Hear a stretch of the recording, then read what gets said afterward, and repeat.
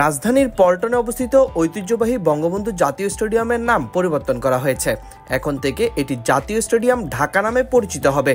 জাতীয় ক্রীড়া পরিষদের সচিব মোহাম্মদ আমিনুল ইসলামের স্বাক্ষরিত এক প্রজ্ঞাপনে এই সিদ্ধান্তের কথা জানানো হয়েছে।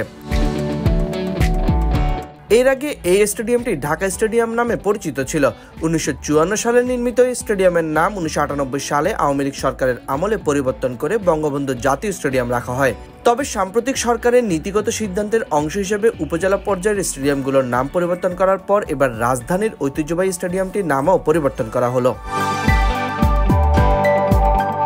জাতীয় ক্রীড়া পরিষদের পক্ষ থেকে জানানো হয়েছে, শুধুমাত্র এই স্টেডিয়াম নয়, আরও কিছু জেলা ও জাতীয় পর্যায়ে ক্রীড়া স্থাপনার নাম পরিবর্তন করার প্রস্তাব অনুমোদনের অপেক্ষায় রয়েছে। এই স্টেডিয়ামটি 80 ও 90 দশকে ফুটবল ও ক্রিকেট উভয় খেলার জন্য ব্যবহৃত হতো। তবে মিরপুরের শেরেবাংলা জাতীয় ক্রিকেট স্টেডিয়াম স্থাপিত হওয়ার পর 2005 সাল থেকে পল্টনের এই স্টেডিয়ামে মূলত ফুটবল ও অ্যাথলেটিক্সের খেলা অনুষ্ঠিত হতো।